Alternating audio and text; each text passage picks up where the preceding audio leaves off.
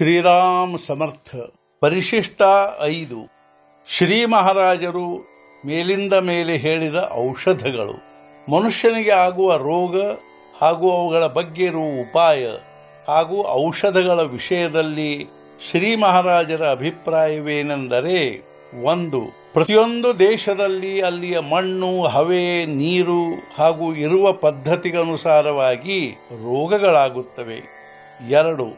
ಯಾವ ದೇಶದಲ್ಲಿ ಯಾವ ರೋಗ ಆಗುತ್ತವೆಯೋ ಆ ದೇಶದಲ್ಲಿ ಆ ರೋಗಗಳ ಉಪಚಾರ ಮಾಡುವುದಕ್ಕಾಗಿ ಬೇಕಾಗುವ ವನಸ್ಪತಿಗಳು ಬೆಳೆಯುತ್ತವೆ ಎಂಬುದು ನಿಸರ್ಗದ ನಿಯಮವಾಗಿರುತ್ತದೆ.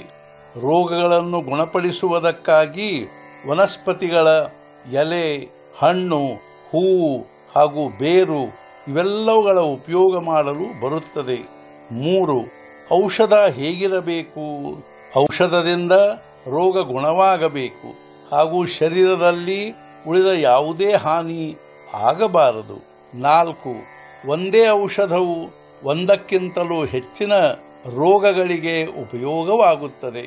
ಆದರೆ ಪ್ರತಿಯೊಂದು ರೋಗದಲ್ಲಿ ಅದರ ಅನುಪಾನ ಬೇರೆಯಾಗಿರುತ್ತದೆ.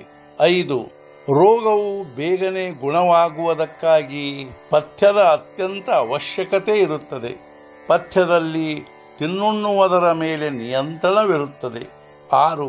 ಔಷಧವು ಶಕ್ಯವಾದಷ್ಟು ದುರ್ಲಭವಾಗಿರಬಾರದು. ಅದು ಮನೆಮಾರಿನದಾಗಿದ್ದರೆ ಅತ್ಯಂತ ಉತ್ತಮ. 7. ರೋಗ ಗುಣವಾಗುವುದಕ್ಕಾಗಿ ಸ್ವಲ್ಪ ಸಮಯ ಹಿಡಿದರೂ ನಡೆಯುತ್ತದೆ. ಆದರೆ ರೋಗಿಗೆ ಬಹಳ ಕಷ್ಟವಾಗಬಾರದು. 8. ಇನ್ನು ಮುಂದಿನ ಕಾಲದಲ್ಲಿ ಚಿಕ್ಕ ಮಕ್ಕಳ ಹಾಗೂ ಸ್ತ್ರೀಯರ ರೋಗಗಳು ಹೆಚ್ಚಿಗೆ ಆಗುವ ಲಕ್ಷಣ ಕಾಣುತ್ತವೆ. ಆದ್ದರಿಂದ ಚಿಕ್ಕ ಮಕ್ಕಳ ಡಾಕ್ಟರದು ಹೆಚ್ಚಿಗೆ ಅವಶ್ಯಕತೆ ಅನಿಸುತ್ತದೆ.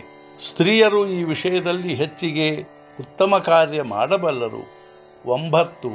ವೈದ್ಯಕೀಯ ವೃತ್ತಿಗೆ ದುಡ್ಡಿನ ದೋಷ ಹತ್ತಬಾರದು. 10. ಸಮಾಜಕ್ಕೆ ಸುಖ ಸಮಾಧಾನ ಕೊಡುವುದಕ್ಕಾಗಿ ಇಬ್ಬರೇ ಮನುಷ್ಯರು ನಿಜವಾಗಿ ಉಪಯುಕ್ತರಾಗಿರುತ್ತಾರೆ. ಒಬ್ಬರು ಡಾಕ್ಟರರು ಹಾಗೂ ಇನ್ನೊಬ್ಬರು ಸಂತರು. ಡಾಕ್ಟರರು ದೇಹದ ರೋಗ ಗುಣಪಡಿಸುತ್ತಾರೆ, ಆದರೆ ಸಂತರು ಮನಸ್ಸಿನ ರೋಗ ಗುಣಪಡಿಸುತ್ತಾರೆ.